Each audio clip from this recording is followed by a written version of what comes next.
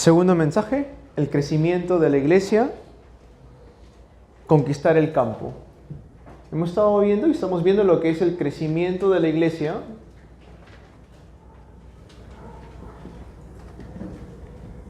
Hemos visto cómo debemos ocupar la iglesia y ahora vamos a ver cómo debemos conquistar el campo. Sí. Hemos visto cómo ocupar el campo y ahora tenemos que ver cómo conquistar el campo. En cada área de nuestras vidas, en cada área debemos tener siempre un avivamiento, un crecimiento. Y lo mismo es para la iglesia. La iglesia también debe tener un crecimiento. No cualquier tipo de crecimiento, sino un crecimiento que sea un crecimiento representativo. Si oramos para que la iglesia sea una iglesia representativa, tenemos que orar también para que la iglesia tenga un crecimiento representativo, ¿no? Porque así vamos a ir quebrantando tinieblas en cada región.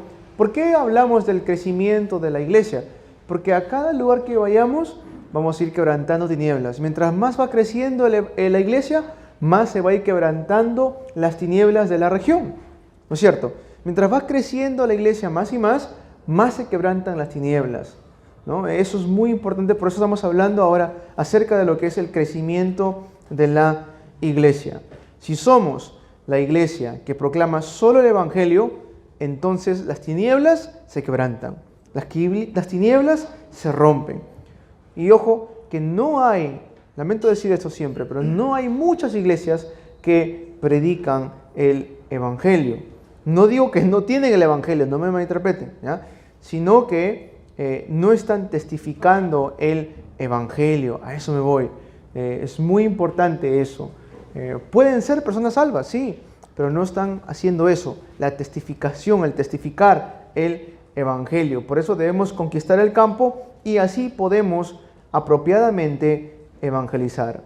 ¿Qué es lo que se ve en las iglesias hoy en día? ¿Qué es lo que vemos mayormente? Palabras, muchas palabras, ¿no? Universidades, en el colegio, ellos estudian 4 años, 5 años, ¿no? Y luego se gradúan y se van. Pero la iglesia no es así. La iglesia, si viene alguien, ¿no? Está 4, 5, 6, 7 años y no se va. Y seguimos escuchando sus palabras y palabras y palabras, ¿no? No se van a ir de la iglesia, se mantienen en la iglesia.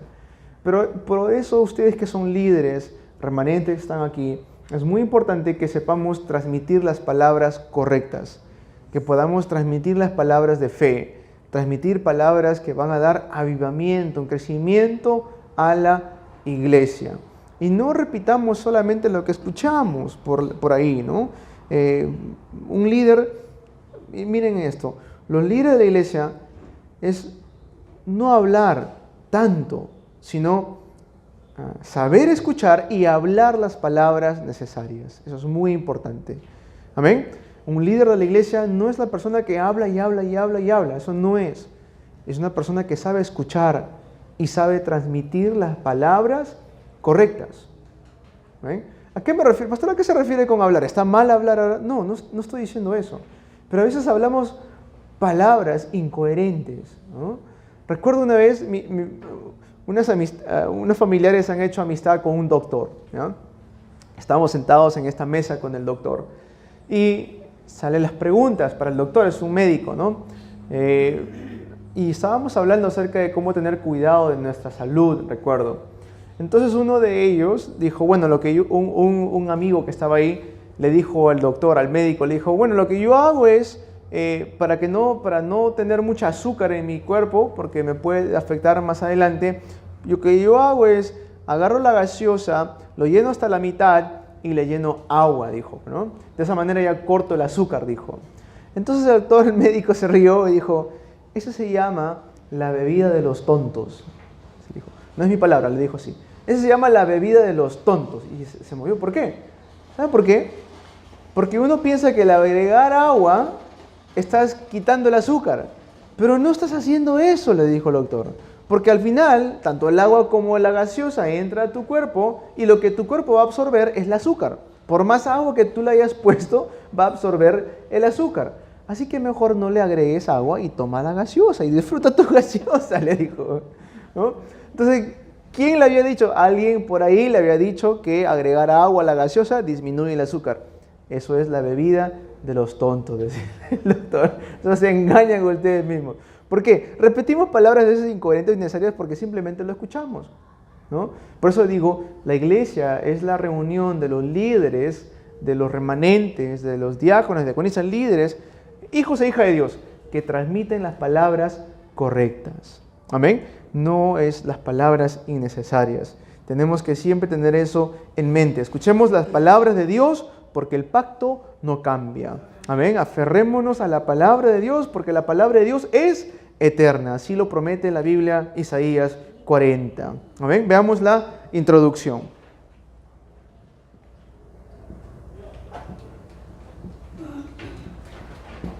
Veamos la introducción. Veamos cómo hasta ahora se cumple la palabra de Dios. Éxodo 14, 19 dice que el ángel del Señor iba tanto por delante y por detrás de todo el pueblo de Israel. Daniel 6, 22, nuevamente aparece el ángel del Señor. Hechos 12 del 1 al 25. Hechos 12 del 1 al 25. Nuevamente sale esa palabra, el ángel del Señor. Los ángeles hasta ahora existen. Lo que pasa es que están desempleados. ¿Por qué? Porque sus hijos y sus hijas de Dios no los están movilizando. No saben que existen, no creen que existen estos ángeles. Entonces no oran a Dios para que los movilices. Entonces como no oran a Dios para que no los movilicen, ¿qué hacen? Están desempleados. Tenemos que llevar a trabajar a nuestros ángeles. Oremos a Dios a que movilice a sus ángeles. Esto es algo que hasta el día de hoy se está levantando. ¿Por qué los líderes no están en ese camino? ¿No? Tenemos que nosotros darnos cuenta. Cuando fuimos al campo de misiones, estábamos con nuestro hermano ahí en el campo de misiones. Y en ese momento el hermano, porque habíamos pasado ya varios días predicando, el hermano me dijo, pastor, vamos a salir un rato por esta ciudad para poder conocer unos cuantos puertos que son famosos por aquí. Vamos. Salimos al campo, estábamos tomando fotos, ¿no? Y esa noche me tocaba predicar en una iglesia. Entonces, en la tarde salimos a pasear. Y cuando estábamos paseando, conociendo el campo, salimos y llegamos a un lugar donde hay estos barcos grandes, ¿ah? Barcos que llevan cargamento, ¿no? Esos barcos bastante grandes. Ni bien bajo del motocar o el mototaxi, como se le llama ahí, bajamos y me estoy queriendo poner en una posición para tomar una foto al lado de estos barcos, y allí es cuando empieza un aire a mover a los barcos y se rompe una soga, pero de metal, ya esas sogas de metal que se usan para amarrar a los barcos para que no se vayan, se rompe esa soga de metal. ¿Y dónde cae el látigo? Justo a mi costado. Cae acá a mi costadito, ¿no? Yo no me di cuenta de la gravedad de la situación hasta que llegaron la gente y digo, está bien, pues, ¿le ha tocado? Digo, no ha pasado nada. Pero el látigo que cayó era un látigo que con la fuerza, y tengo fotos después para enseñarles, que después ya me tomé la foto más tranquilo, ¿no? Donde la soga está a mi costado roto ahí, con la fuerza que venía era para que fácilmente me quite la vida, ¿no? Entonces, ¿qué pensé ahí? Estos ángeles realmente están trabajando. No tengo ángeles desempleados, dije, ¿no? Están trabajando los ángeles del Señor. Si un hijo de Dios, una hija de Dios está en el campo haciendo la obra de evangelismo, haciendo crecimiento en la iglesia, trayendo conquista para el campo, ¿cómo Dios no va a movilizar a sus ángeles? Es la promesa del Señor. Hebreos 1:14 lo dice así. ¿No son estos administradores de lo que van a heredar la salvación? ¿De quién se refería? Acerca de los ángeles. Tenemos que nosotros darnos cuenta que hasta el día de hoy siguen obrando. Punto 1 de la introducción. ¿Cuál es el camino de los líderes? ¿Cuál es el camino que los líderes deben tomar? Veamos ejemplos bíblicos. Estamos viendo constantemente estos ejemplos bíblicos. Jetro, el camino que él tomó. Rahab, en Canaán. Veamos también Ana, veamos a Isaí, el padre de David, Ana es la madre del profeta Samuel. Veamos a Daniel. Veamos a Esther, Jeremías. Veamos a todos los obreros de Romanos capítulo 16. Ellos tomaron el camino de los líderes. ¿Qué quiere decir eso? Fueron protectores, colaboradores, hospedadores, parientes, algunos casos hasta madres para los evangelistas. Este es el camino que debemos tomar. Si Dios me ha llamado en este tiempo como un líder de la iglesia, ¿cuál es el camino que yo debo tomar? Ellos tomaron ese papel de ser tanto protectores, colaboradores, hospedadores, parientes. Esas palabras salen en Romanos capítulo 16. Entonces es el camino que nosotros tenemos que tomar como líderes de la iglesia. Es muy importante entender el camino que debemos tomar. Parientes, colaboradores, hospedadores, protectores, madres, para los evangelistas. Es muy importante tomar ese papel. Luego, la identidad de los líderes. ¿Cuál es la identidad? La identidad de los líderes. ¿A qué me refiero? ¿Cuál es la razón de mi vivir? ¿Cuál es la razón por la cual estoy vivo? Y ahí vamos a ver ese tiempo. 2, vamos a ver ese lugar. Y vamos a ver esa obra. ¿A qué me refiero? Ese tiempo, ese lugar, esa obra. Es decir, en el tiempo, en el lugar y el trabajo o la obra que Dios necesita que se haga, allí está el líder. Amén. Eso es importante.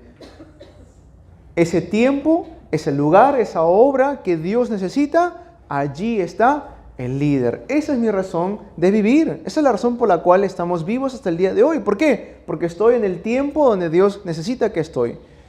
Estoy en el lugar donde Dios necesita que esté.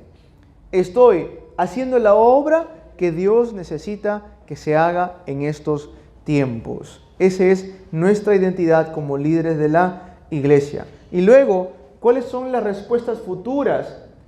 Las respuestas futuras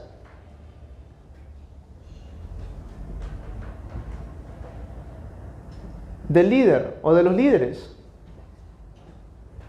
¿Cuáles son las respuestas futuras? Bueno, son respuestas a clase mundial.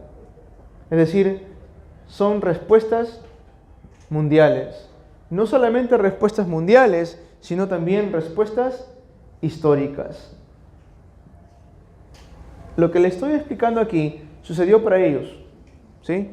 Sucedió para ellos. Ellos recibieron respuestas a clase mundial y respuestas históricas. Por algo no estamos hablando de ellos el día de hoy. Algo que pasó hace miles de años. Algo que trascendió su país, trascendió su tiempo, su época, ¿no? Ellos recibieron este tipo de respuestas. Ahora, este tipo de respuestas van a recibirlo también ustedes. Tan solo deben aferrarse a la promesa del Señor. Amén. Si soy un líder de la iglesia, soy un remanente de la iglesia, yo puedo recibir una respuesta tanto mundial o también históricas. Ellos son los que hicieron la evangelización mundial. Vamos a ver el desarrollo.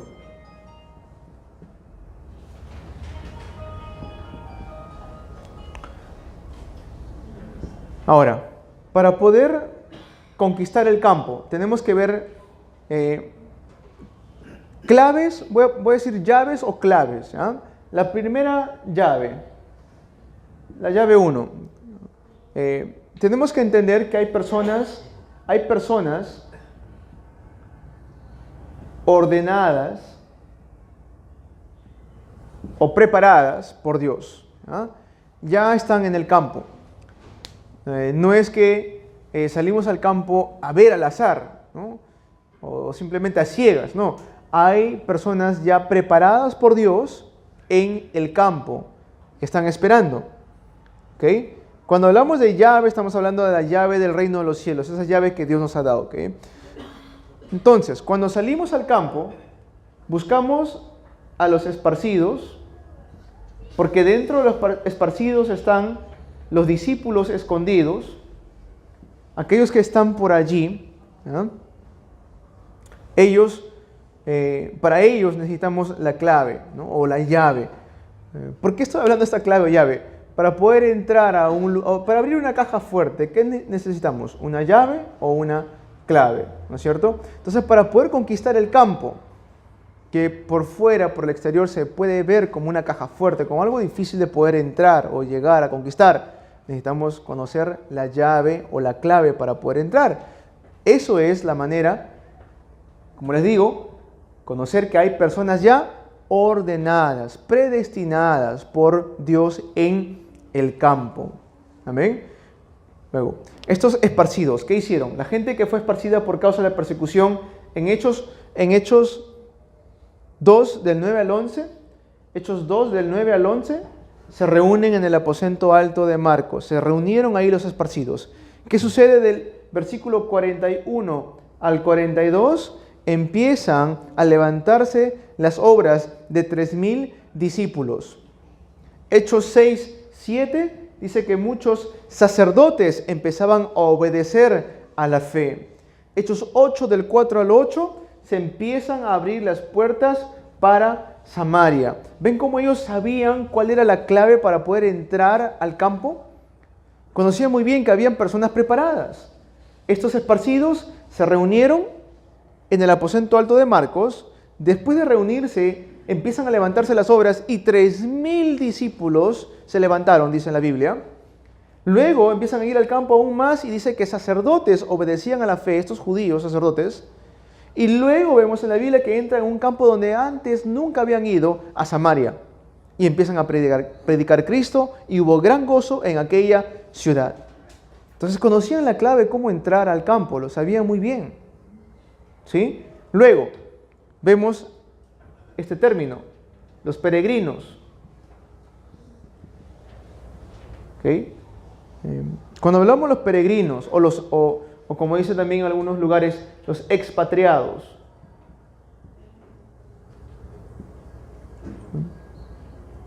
¿Qué sucedió con ellos? ¿Qué hacían ellos? Hechos 8, 26 al 40. Hechos 8 del 26 al 40. Se encuentran con el etíope eunuco, se encuentran con este personaje y le dan el evangelio. Hechos 10 del 1 al 45. Hechos 10 del 1 al 45. ¿Quién sale ahí? Cornelio, un soldado del ejército romano. Hechos 13:1. Hechos 13:1. Esto es muy importante.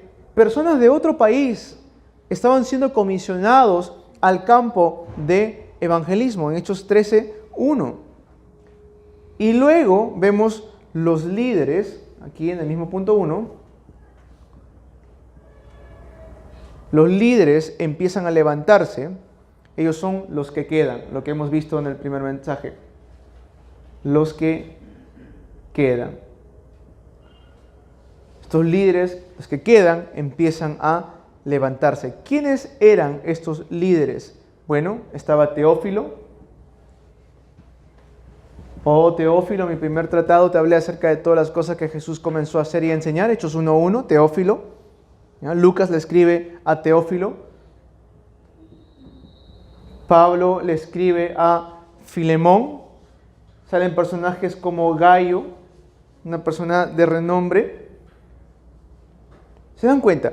Ellos tenían la llave, la clave de cómo entrar en el campo. Y miren lo que empezaba a levantarse, discípulos. Empezaban a levantarse los discípulos. La obra empieza a levantarse, empiezan a haber cambios en diferentes lugares. Tremendas cosas se levantaban en el campo. ¿Por qué? Porque conocían la clave de cómo conquistar el campo. 2. ¿Cuál es la segunda clave? O la llave 2, voy a poner acá. Es mi identidad. Mi identidad.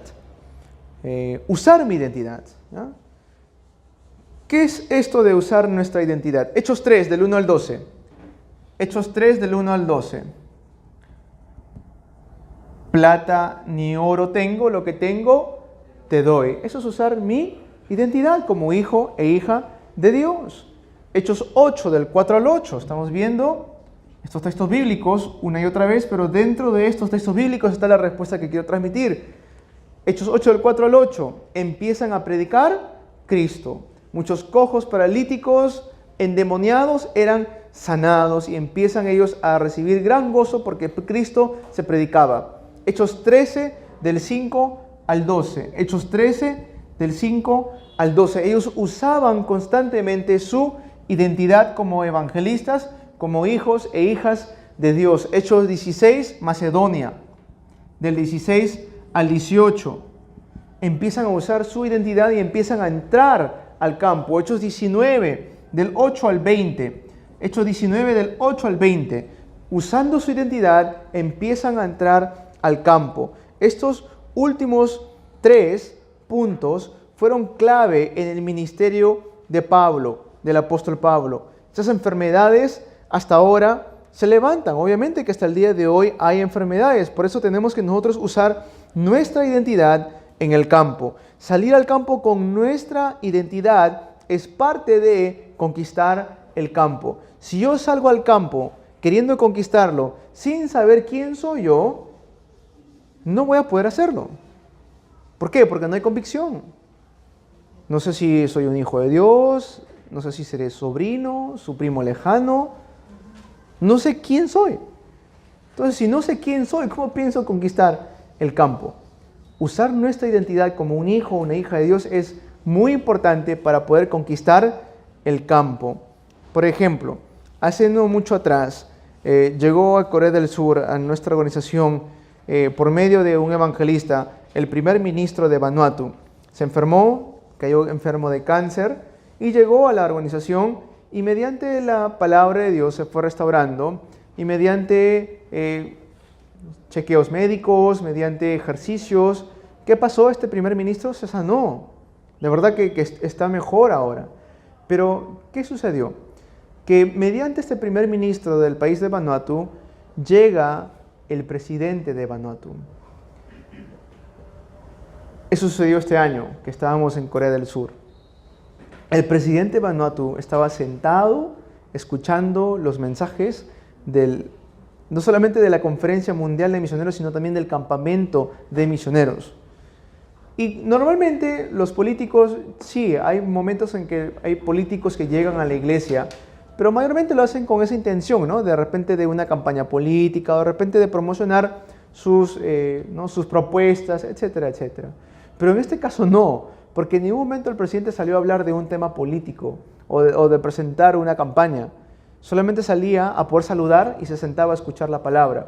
Y no es que estaba solamente en los eventos importantes, sino en todos los mensajes. En todos los mensajes estaba sentado el presidente de Vanuatu escuchando la palabra de Dios. Y ahora mediante este presidente, el presidente Salomón, que también es un pastor, van a hacer una conferencia donde van a invitar a otros presidentes de Oceanía. Tremendo, ¿no? Entonces empieza a levantar estas obras en el campo. ¿Por qué? Porque salen los evangelistas a predicar con su identidad de hijos e hijas de Dios. Eso es muy importante para poder conquistar el campo. Entonces, si damos la respuesta y se levanta la sanidad, nadie puede oponerse a eso, aunque nos puedan acusar de todo lo que nos quieran acusar. Si se da la respuesta de Cristo, se levanta sanidad, ¿quién puede ir en contra de eso? Nadie. Tenemos un respaldo que es el campo y nadie puede ir en contra de ese respaldo. Amén. Es muy importante saber que cuando salimos al campo, salimos con nuestra identidad. En el campo hay muchos que tienen problemas escondidos y sufren de estas enfermedades. Miren ustedes el campo de las celebridades, donde en realidad por su trabajo aparentan algo, ¿no? Por los medios de comunicación, pero por dentro, en su vida familiar, en su vida personal, están siendo destruidos poco a poco a poco. ¿Y quién les va a dar una respuesta a ellos? La iglesia debe dar una respuesta a ellos. Y de esa manera vamos a ir conquistando los campos. Amén. Llave 3.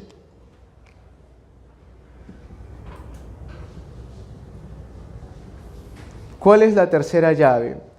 es usar nuestra autoridad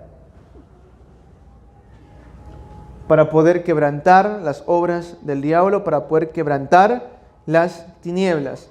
¿Qué es eso? Es poder llegar a ser la cumbre espiritual, es poder llegar a levantarnos hasta la cumbre de talentos,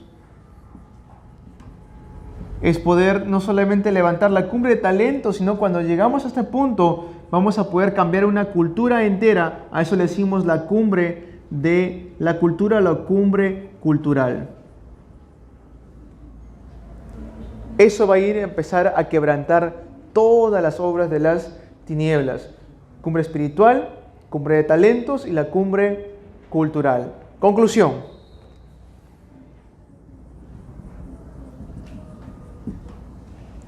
¿Cuál es la conclusión del mensaje de hoy?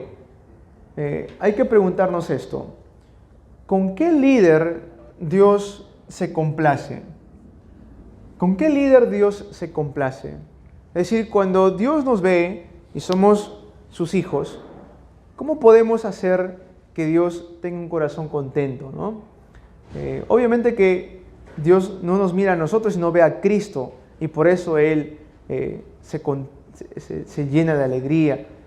Pero también es importante que nosotros andemos conforme a lo que a Dios le agrada y no conforme a lo que a los hombres les gusta, ¿no?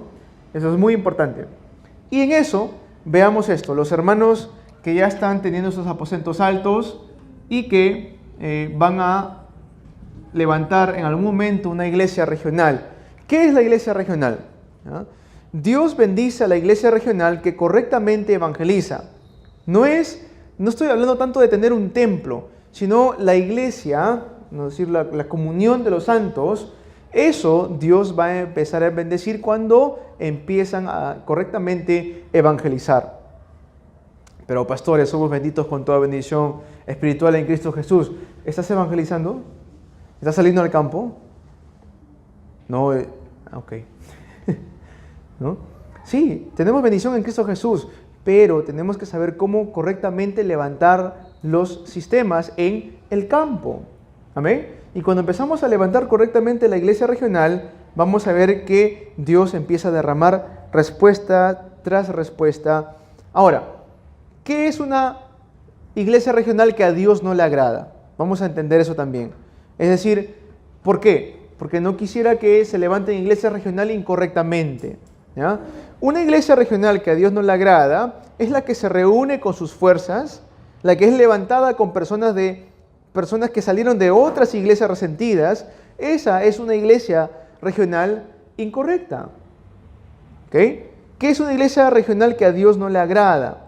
Donde vamos y sacamos a personas de otras iglesias para hacer nuestra propia iglesia regional. Eso es una iglesia regional terrible. No podemos levantar una iglesia regional así. ¿Quiénes son los miembros de tu iglesia regional? Son miembros de otra iglesia que salieron resentidos de esa iglesia. Pues yo no creo que agrade a Dios mucho esa iglesia regional, ¿no? ¿Me dejo entender? Tenemos que levantar correctamente la iglesia regional. La iglesia regional que a Dios no le agrada es donde sales de tu propia iglesia porque no te gusta cómo el pastor está administrando la iglesia y bueno, dices, yo voy a hacer mi propia iglesia regional porque bueno, no me gusta cómo están las cosas acá. Eso tampoco no le agrada a Dios. Y tengo que decir estas cosas porque es mi labor como pastor amonestar a los hermanos y hermanas que si en algún momento piensan hacer una iglesia regional, que sea con alguien que no viene de otra iglesia. Amén. Que sea con alguien donde están entrando a un campo donde no se ha predicado todavía el evangelio. Amén. Y si hay iglesias regionales, que sea mediante la conversación de los pastores. Esa es una iglesia regional sana. Pero si simplemente lo hacen por resentimiento o porque ya no les gusta o porque no les agrada el pastor, eso no es una iglesia regional saludable o que a Dios le agrade. Amén. Eso es muy importante tenerlo en cuenta. Siempre le digo esto a los miembros de la iglesia, de Unánimes. No estén trayendo a miembros de otra iglesia aquí. ¿Ok? ¿Por qué? Porque nuestra labor no es traer miembros de otras iglesias. Nuestra labor es ir y hacer discípulos, conquistar el campo. Amén. Porque si no, a lo largo lo que sucede es que hay problemas entre los pastores, hay de repente inconvenientes entre los pastores y eso no es bueno para el movimiento del evangelismo en nuestra Latinoamérica. Amén. Muy importante entenderlo de esa manera. Predicar el evangelio, sí, pero enseñar a que se aferren también al orden que Dios ha establecido. Eso es muy importante. Ahora, el verdadero creyente solo va a dar el culto y completamente satisfecho con Cristo. Eso es un verdadero creyente. Amén. Viene al culto y está feliz y contento. ¿Por qué? Por Cristo. Está completamente satisfecho. ¿Por qué? Por Cristo. Amén. Esa es la iglesia, ese es el creyente que tenemos que nosotros levantar. El verdadero creyente escucha solo la palabra de Dios y está agradecido por la palabra que Dios les da el día a día. Ese es un verdadero creyente. Ese es el tipo de iglesia regional que nosotros tenemos que anhelar levantar más adelante. Ahora, solo evangelizan esos campos donde nadie aún ha entrado. Y si hay algún creyente desanimado, anímenlos. Amén. Animen a esos creyentes desanimados, que sí hay. Me he encontrado con muchos en el campo que he estado ahora hace poco en la selva. Animemos a esos creyentes desanimados, pero no animarlos a decirles sal de tu iglesia, sino a que se aferren a la palabra de Dios, a que retengan la palabra de Dios. Amén. Y luego vamos a empezar a levantar la casa de misión. La casa de misión. Y luego vamos a ir levantando también lo que estaba hablando el RUTC. De verdad que este es un gran título de oración que tenemos como iglesia, de levantar el RUTC, el Centro de Entrenamiento para los Remanentes. Amén. Tenemos que empezar a orar por esto. Vamos a orar. Padre bueno, queremos darte las gracias por darnos la bendición de estar reunidos para poder conquistar el campo. Que nos puedas dar la gracia para poder entrar al campo de la misma manera que lo hizo la iglesia primitiva. Todo esto lo pedimos en el nombre de Jesucristo. Amén.